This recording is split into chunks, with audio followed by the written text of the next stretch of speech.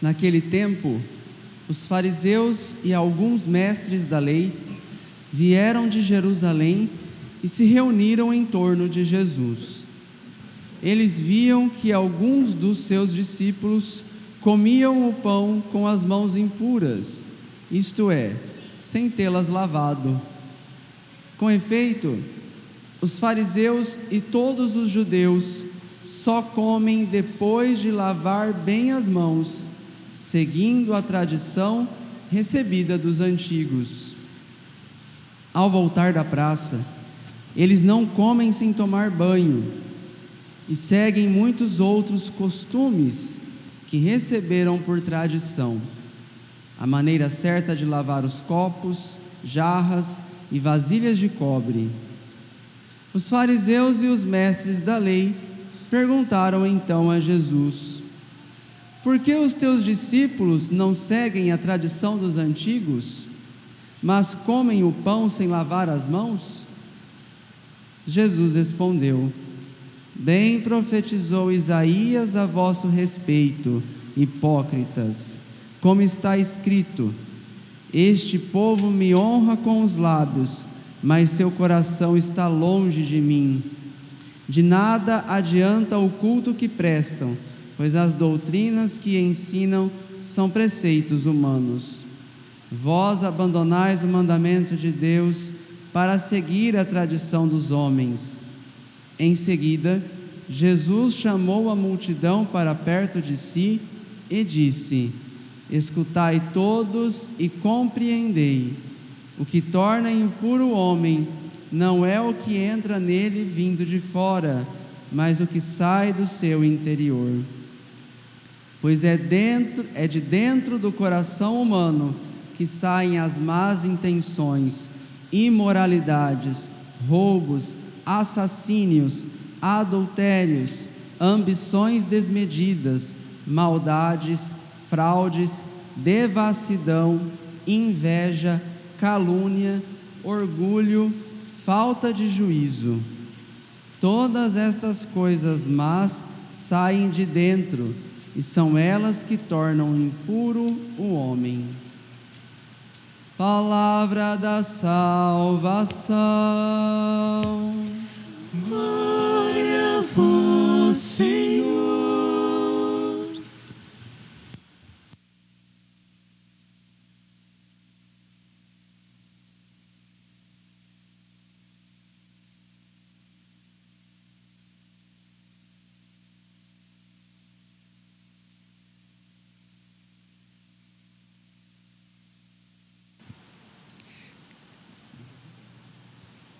Caríssimos irmãos e irmãs, estamos celebrando o 22º domingo do tempo comum, e a liturgia de hoje, de uma maneira particular e especial no Evangelho, mas toda a liturgia de hoje é um chamado a uma vivência da religião no coração.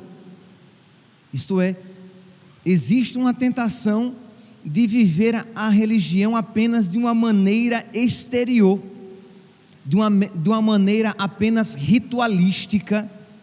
E Jesus, no Evangelho de hoje, nos mostra de que Deus quer que haja um verdadeiro encontro de Deus, que nós encontremos Deus no nosso coração e que Deus modifique-nos por dentro e não apenas as nossas ações exteriores. O contexto aqui é o seguinte: nós retornamos para o Evangelho de São Marcos. Vocês lembram que nós passamos um mês inteiro ouvindo o Evangelho de São João, o capítulo 6º do Evangelho de São João, mas agora retornamos, já que estamos no ano B, nós retornamos para o Evangelho de São Marcos. E diz aqui que alguns fariseus e mestres da lei vieram de Jerusalém e se reuniram em torno a Jesus e o criticaram, porque os discípulos de Jesus comiam com as mãos sujas e não faziam os ritos de purificação prescritos pela lei judaica. E é verdade, esses ritos existiam, os ritos de purificação que tinham como significado, eles queriam significar o quê?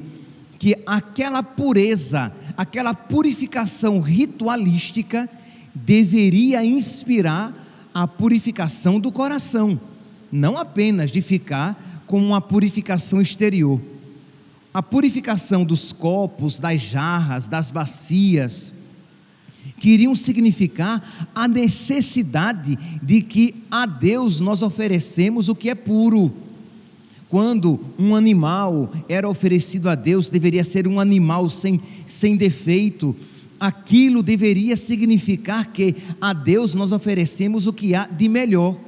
Então aqueles ritos, eles eram apenas uma sombra daquilo que Deus desejava realizar no coração deles. Mas os fariseus, eles ficaram apenas com o externo, que era muito mais fácil de se observar, e abandonaram o interno, o interior, isto é, a realidade que deveria de verdade acontecer.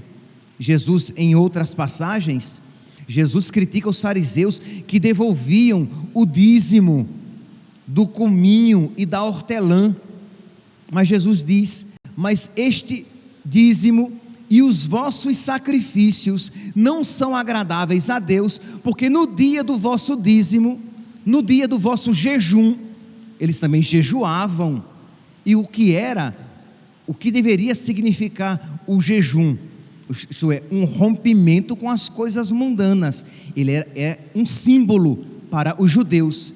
E Jesus diz: mas o vosso jejum, os vossos sacrifícios e as vossas oferendas não são agradáveis a Deus, porque no dia do vosso jejum vós cometeis intrigas, rixas e confusões. Então de nada valiam aqueles sacrifícios, aquelas oferendas, aquelas obras exteriores que não repercutiam no interior.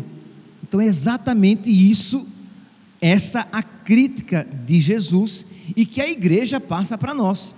Isto é, a nossa religião precisa ser uma religião que toque a nossa vida, porque senão nós iremos praticar também as obras exteriores sem que isso nos modifique interiormente. Hoje é domingo, aqui é a igreja, estamos aqui na missa, aqui na quadra, as pessoas estão participando da Santa Missa. Ora, mas se essa realidade de observar este terceiro mandamento de Deus, guardar os domingos e festas de guarda, guardar o dia do Senhor, se isso não expressar um desejo de viver a vontade do Senhor no seu coração, se for apenas uma observância exterior, isto é, você vem à missa, mas a sua vida continua troncha, como de todos aqueles que não vêm à missa, e você acha que isso torna você agradável a Deus. Não, meu santinho, não, minha santinha.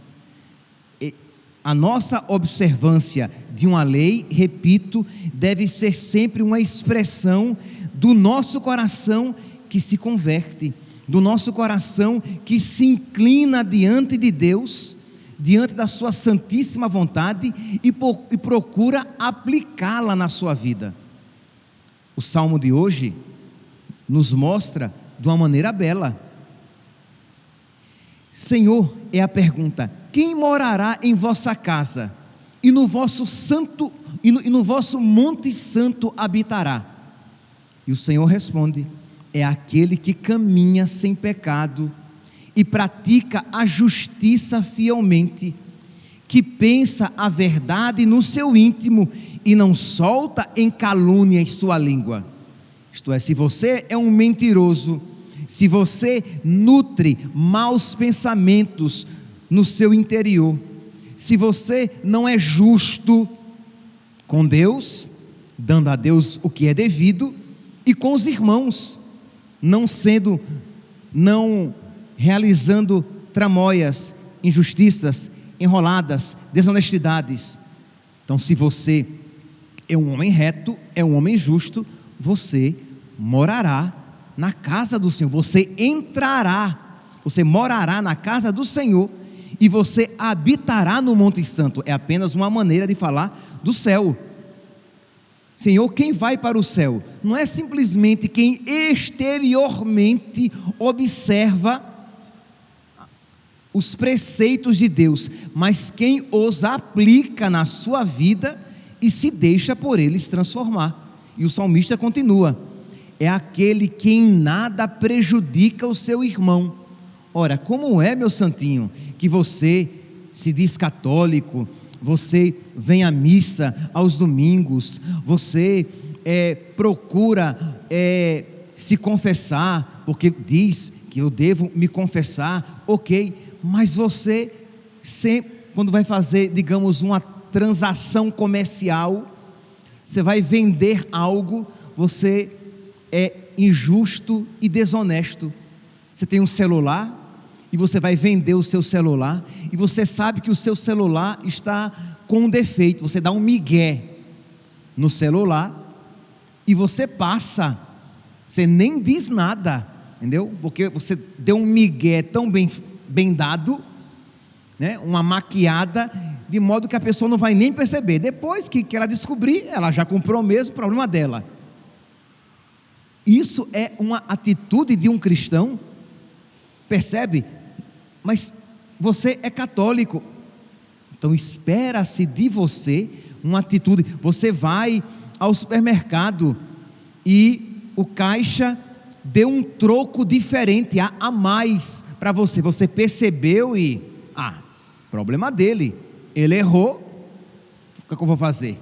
Eu não estou roubando, você está roubando, entende? Quer dizer, nós precisamos ser interiormente aquilo que exteriormente parecemos, coisa que não acontecia com os judeus, com os fariseus de um modo particular, isto é, aqueles seus ritos exteriores, eles que carregavam na franja, na testa, a lei do Senhor, frases do Shema Israel, o Senhor nosso Deus é o único Senhor. Ora, e nas franjas da sua roupa, qual era o significado de eles carregarem na sua testa e nas franjas da roupa pedaços da Sagrada Escritura, para que eles não se esquecessem de Deus e a aplicassem na sua vida, e não simplesmente que eles carregassem um pedaço de papel no qual estava escrito algo sobre a lei do Senhor. Qual é o significado de quando você carrega o seu escapulário, de quando você carrega a sua medalha milagrosa, quando você carrega o seu terço, se não é de algo, deveria ser um desejo de, se assemelhando a Nossa Senhora, configurar-se verdadeiramente ao Cristo, procurando viver na sua vida aquilo que a Virgem Maria viveu em plenitude, sua total e completa obediência, aceitação amorosa da vontade de Deus. Então, as realidades exteriores precisam nos transformar interiormente. Continua aqui o salmista: é aquele que não empresta o seu dinheiro com usura, nem se deixa subornar contra o inocente, jamais vacilará quem vive assim. Então, ora, você que é de missa dominical, você que é católico, então você não é movido pela usura, você não é movido pelo dinheiro, porque movidos pela usura e pelo dinheiro são aqueles que não creem que a verdadeira riqueza é Deus. Mas nós sabemos que Deus é a nossa riqueza, e nós sabemos que deste mundo não levaremos nada, e é por isso que em toda quarta-feira de cinzas, nós recebemos cinzas na testa, e ouvimos: lembra-te que és pó, e ao pó has de voltar. E aquele símbolo exterior, aquele rito exterior, deve repercutir interiormente em nós, numa transformação da nossa vida. Uma religião que toque o espírito, uma religião que toque toque o coração. A segunda leitura de hoje, retirada da carta de São Tiago, nos expressa mais uma vez essa verdade. Com efeito, a religião pura e sem mancha, a religião que se pratica diante de Deus, que agrada a Deus, é esta: ajudar os órfãos e as viúvas em suas tribulações, e não se deixar contaminar pelo mundo, isto é, o amar o irmão. Por quê? Porque aqueles que praticam os gestos meramente rituais, infelizmente, a sua oração, se não for bem feita, ela pode se tornar apenas um gesto ritual, e aí você pensa que você ama a Deus, mas você não ama o irmão. E quem diz que ama a Deus a quem não vê, e não ama o irmão a quem vê, é um mentiroso, diz a palavra de Deus.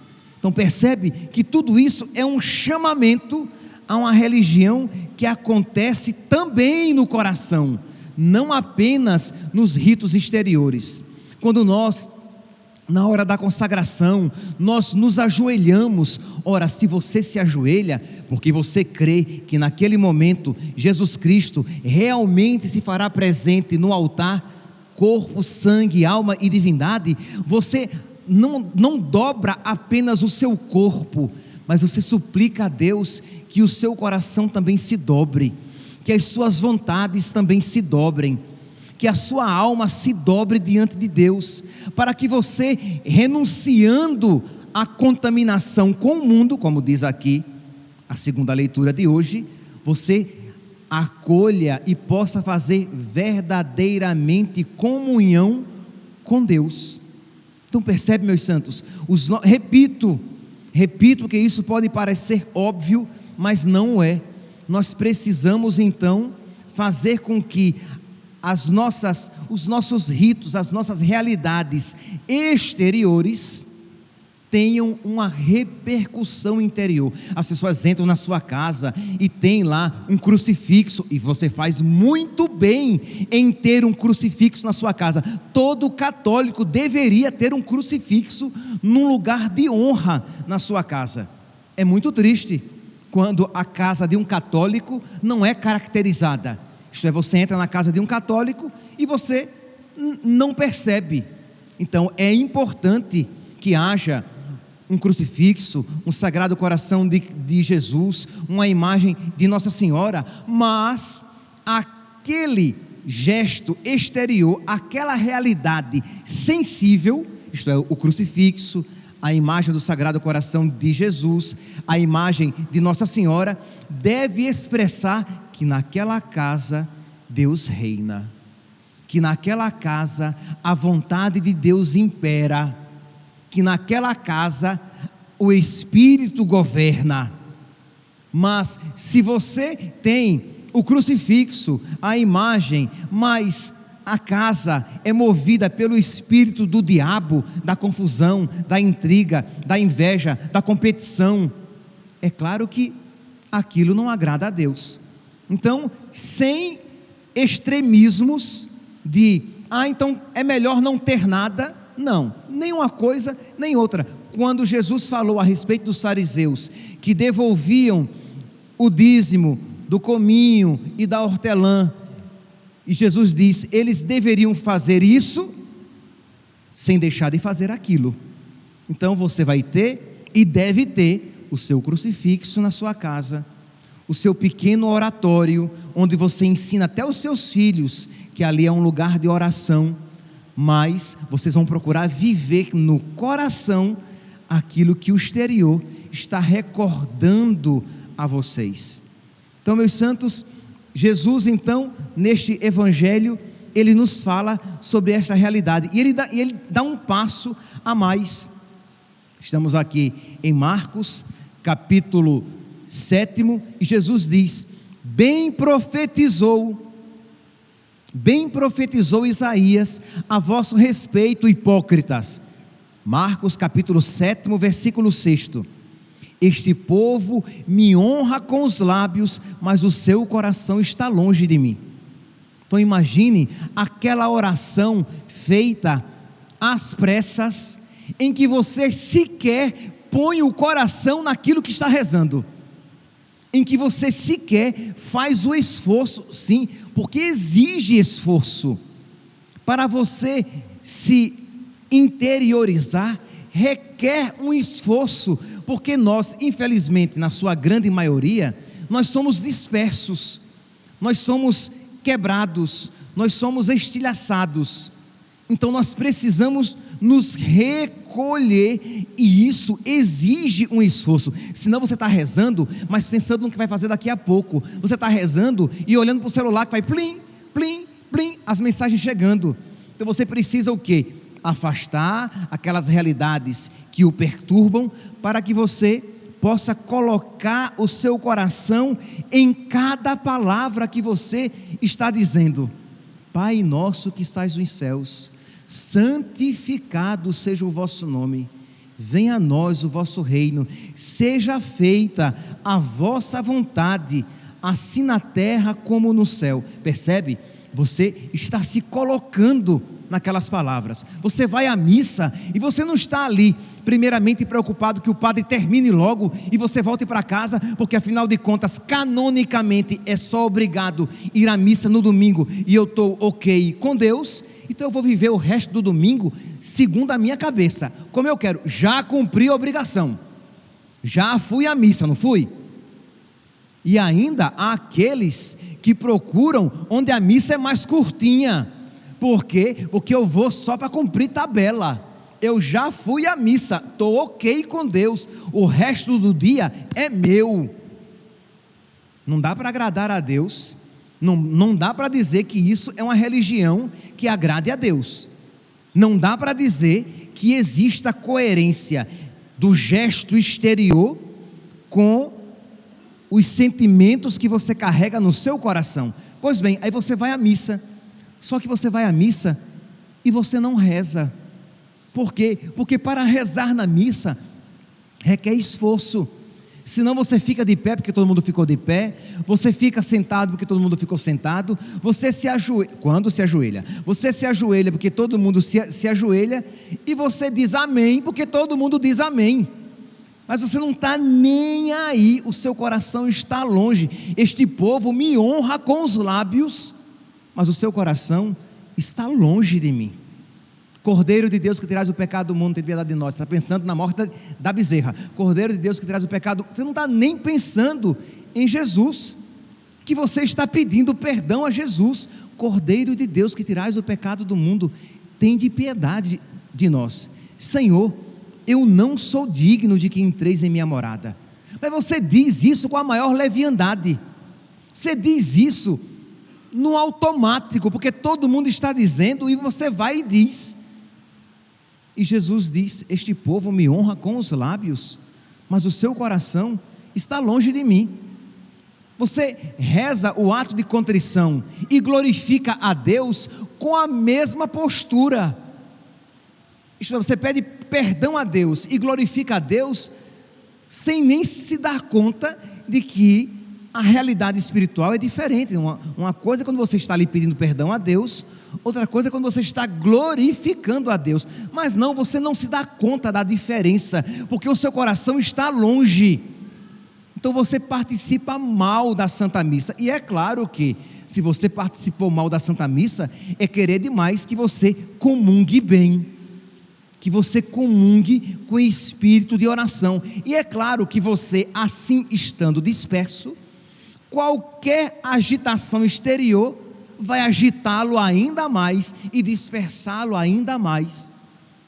E nós precisamos então nos esforçar, sempre pedindo a Deus o auxílio da graça, para que aquele nosso esforço agraciado seja fecundo e nos leve à oração, para que a nós não seja aplicada esta palavra: este povo me honra com os lábios, mas o seu coração está longe de mim.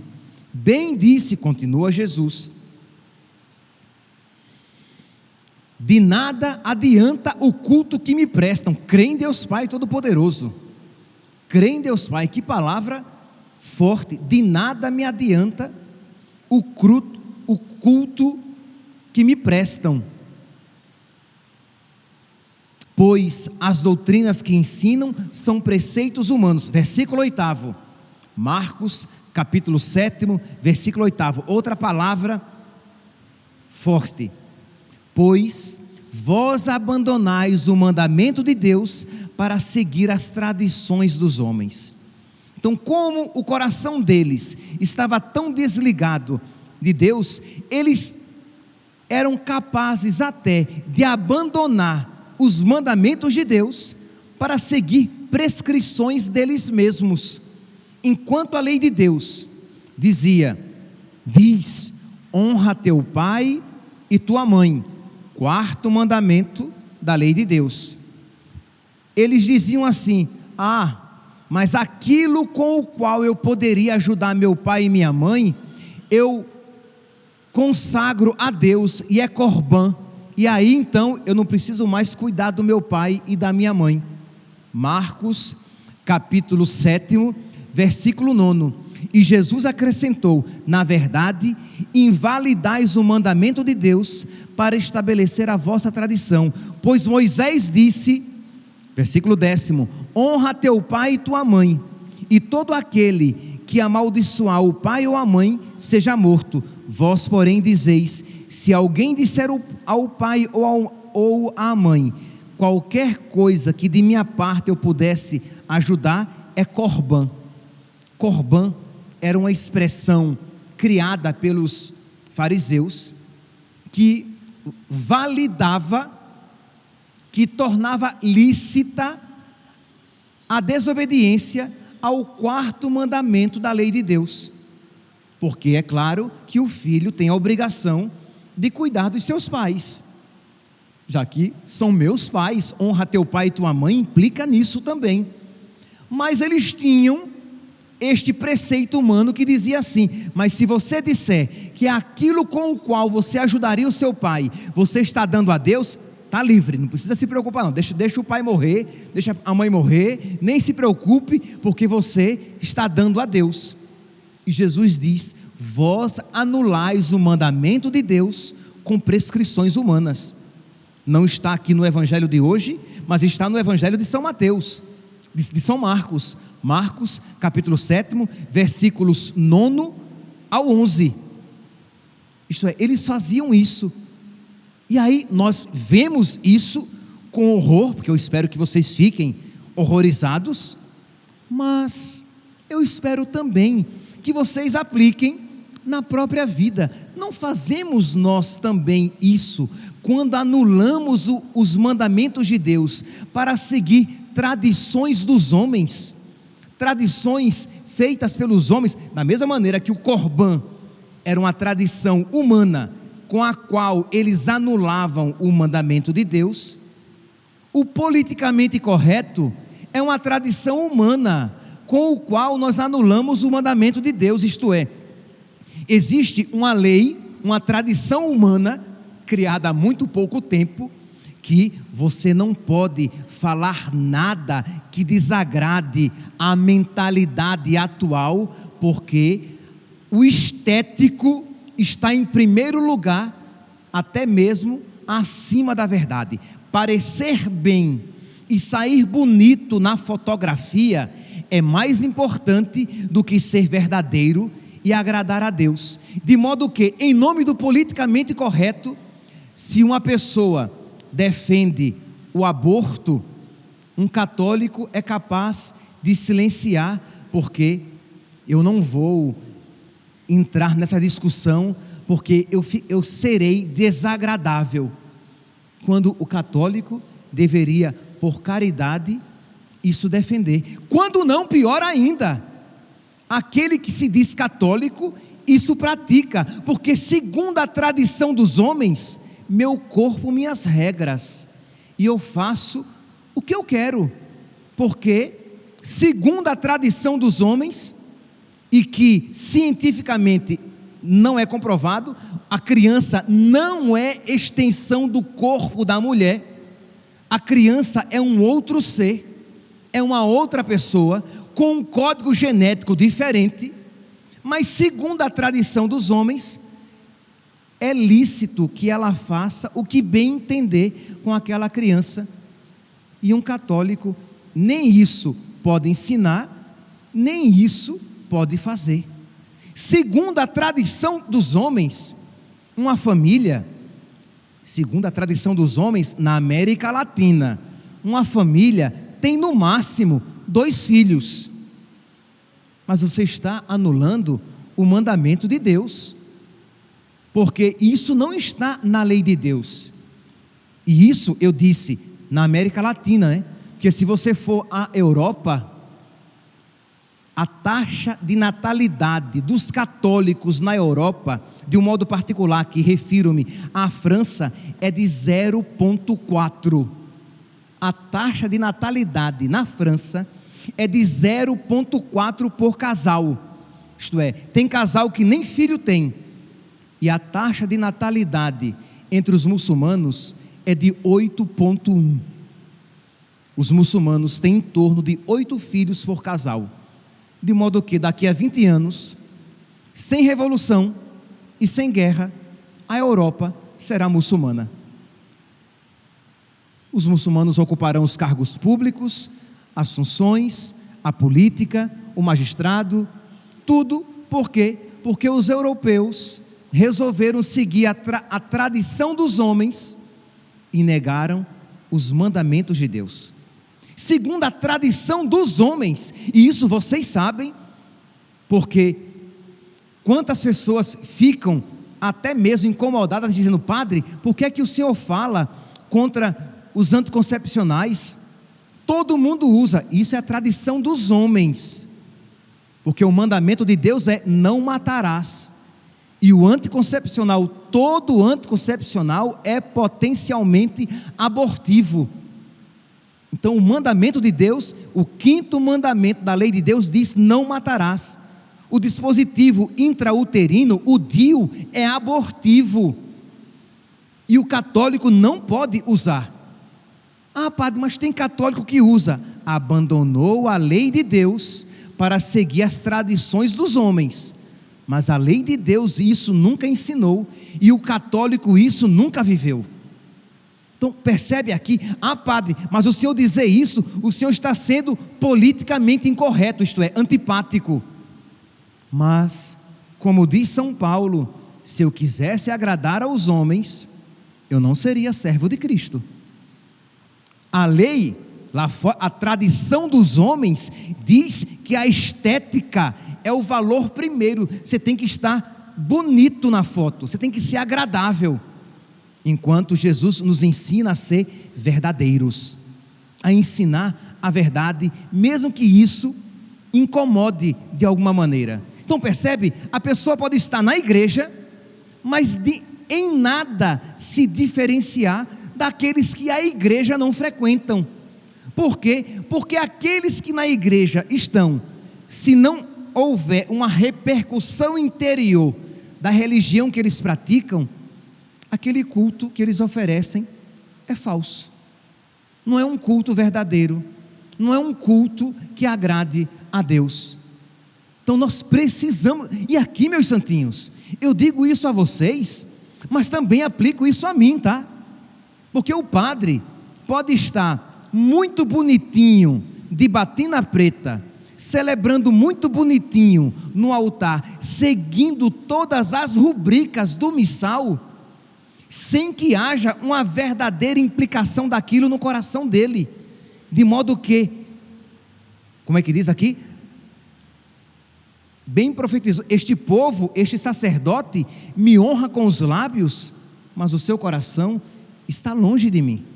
Isto é, isto que eu falo para vocês, eu aplico também a mim, porque se isso eu não viver, a mim também caberá esta palavra. Todos nós precisamos ser verdadeiros, coerentes com a nossa fé. Todos nós precisamos a cada dia nos converter para a palavra de Deus, porque senão nós iremos ter uma religião de simples formalidades, de atitudes meramente exteriores, com uma mentalidade total e completamente mundana. Como diz aqui a segunda leitura de hoje, a religião que agrada a Deus, que é pura e sem mancha, é aquela daquele que não se deixa contaminar pelo mundo.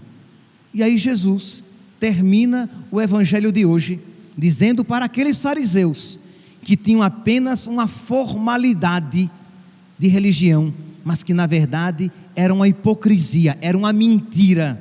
E Jesus diz: o que torna o homem, escutai todos e compreendei, o que torna impuro o homem não é o que entra nele vindo de fora, mas o que sai do seu interior, pois é de dentro do coração humano que saem as más intenções, imoralidades, roubos, assassínios, adultérios, ambições desmedidas, maldades, fraudes, devassidão, inveja, calúnia, orgulho, falta de juízo. Todas essas coisas más saem de dentro do homem e são elas que tornam o homem impuro. Peçamos, meus santos, neste domingo, a Nossa Senhora, aquela que foi total coerência do exterior com o interior, aquela que de verdade amou a Deus com todo o seu coração, que ela interceda por nós, para que nós de verdade sejamos coerentes com a nossa fé e que de verdade nós a vivamos desde o nosso coração.